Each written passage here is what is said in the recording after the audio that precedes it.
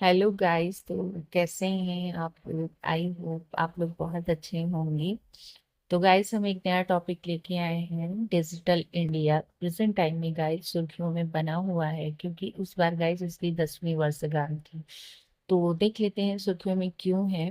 तो हाल ही में भारत में डिजिटल इंडिया मिशन की 10वीं वर्षगांठ मनाई गई है। यह मिशन 2015 में शुरू हुआ था। डिजिटल इंडिया मिशन के बारे में नोडल कार्यान्वयन मंत्रालय, केंद्रीय इलेक्ट्रॉनिक्स और सूचना प्रौद्योगिकी मंत्रालय मिट्टी।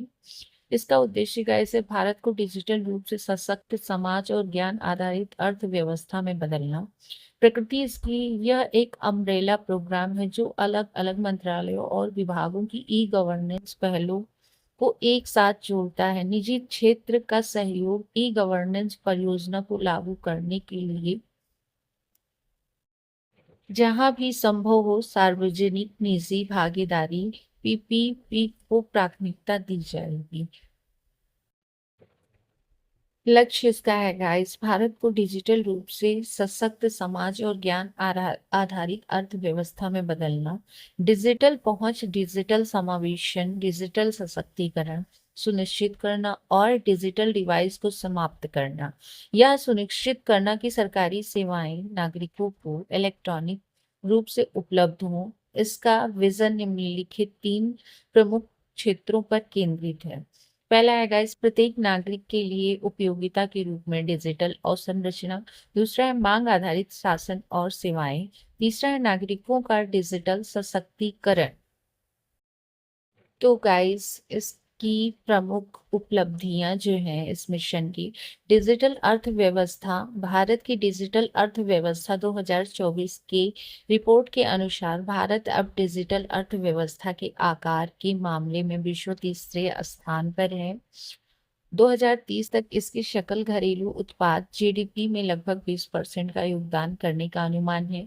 बढ़ता इंटरनेट कनेक्शन, भारत में 2014 से लेकर 2024 के दौरान इंटरनेट कनेक्शन में 285% की वृद्धि हुई है। वहीं डेटा की लागत 308 रुपए प्रति जीबी से घटाकर 9.34 रुपए प्रति जीबी हो गई है। इस तरह डेटा बहुत किफायती हो गया है। वित्तीय समावेशन, भारतीय रियल टाइम पेमेंट्स में विश्व में अग्रणी है। 2023 में 49% वैश्विक डिजिटल लेन देन भारत में दर्ज किया गया है। प्रत्यक्ष लाभ अंतरण डीपीटी के माध्यम से मई 2025 तक 44 लाख करोड़ रुपए लाभार्थियों के खाते में ट्रांसफर किए गए। डीपीटी ने अपात्र लाभार्थियों को हटाकर वास्तविक लाभार्थियों तक योजनाओं का लाभ पहुंचाया है। समावेशन और स्थानीय भाषाओं में उपलब्ध होना, भाषिणी जैसी पहले अलग अलग एआई मॉडल्स के माध्यम से 30 से अधिक भारतीय भाषाओं में डिजिटल सेवाएं प्रदान करा रही हैं। इसे आईआरसीटीसी टिकटिंग, एनपीसीआई भुगतान प्रणालियों और पुलिस डॉक्यूमेंटेशन जैसे प्लेटफॉर्म में एकीकृत किया गया है।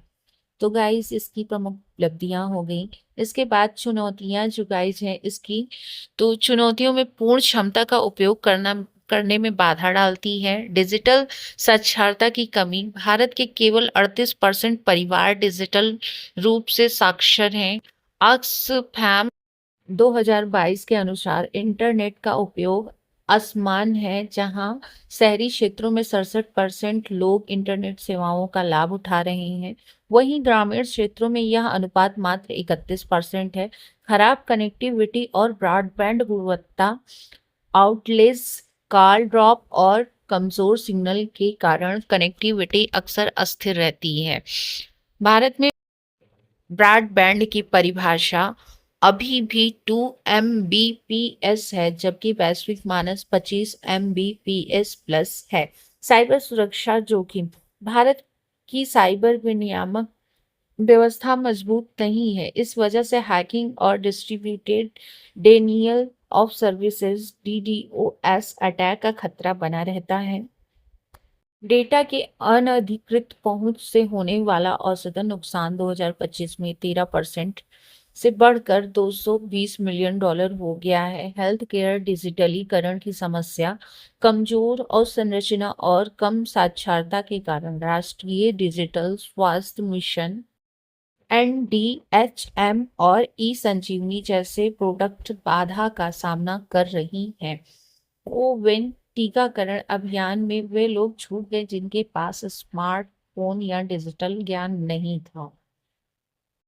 पूर्ण क्षमता का लाभ उठाने के लिए आगे की राह, यूनिवर्सल ब्रॉडबैंड और connectivity Bharat net phase second परियोजना को राज्य के नेतृत्व में निजी क्षेत्र के सहयोग से और केंद्रीय सार्वजनिक क्षेत्र उपक्रम CPSU मॉडल के माध्यम से तेजी से आगे बढ़ाया जाना चाहिए। रेडियो और सैटेलाइट आधारित प्रौद्योगिकी सुदूर ग्रामीण क्षेत्रों में डिजिटल डिवाइस कम कर सकती हैं। सेवा की गुणवत्ता में सुधार अत्याधुनिक तकनीकों को अपनाने पर ध्यान देना चाहिए और अपर्याप्त निरंतर स्पेक्ट्रम आवंटित किया जाना चाहिए। नेटवर्क सुधार में निजी निवेश को प्रोत्साहित करना चाहिए। डिजिटल समावेशन सुनिश्चित करने के लिए डिवाइसेस और डेटा को किफायती बनाए रखना जाना चाहिए। ई सेवाओं का विस्तार और मानकीकरण, सेवा वितरण मानकों में सुधार करने के लिए मिट्टी के राष्ट्रीय ई गवर्नेंस प्रभाग को समय समय पर राज्यों द्वारा नियमों के अनुपालन का ऑडिट करना चाहिए। साइबर सुरक्षा को मजबूत करना, डेटा सुरक्षा और शिकायत निवारण के लिए एक व्यापक फ्रेमवर्क विकसित करना चाहिए। राष्ट्रीय सीमा पार साइबर अपराध से निपटने वाली टीमों को मजबूत बनाया जाना चाहिए। सुरक्षित IT नेटवर्क सुनिश्चित करने के लिए अनुसंधान और विकसित विकास पर व्यय बढ़ाने की जरूरत है। डिजिटल साक्षरता और कौशल को बढ़ावा देना, डिजिटल साक्षरता को स्कूल और कॉलेजों के पाठ्यक्रम में एकीकृत किया जाना चाहिए। राष्ट्रीय डिजिटल साक्षरता मिशन के तहत विद्यार्थियों को प्रशिक्षित किया जाना चाहिए ताकि वे अपने समुदाय में इस ज्ञान का प्रसार कर सकें। तो गाइस, यही था हमारा। आई होप मैंने अपना बेस्ट दिया होगा गाइस। मुझे नहीं पता कि आपको हमारी वीडियो कैसी लगी, लेकिन गाइस आपसे यही रिक्वेस्ट रहेगी कि आपने हमारी वीडियो पूरी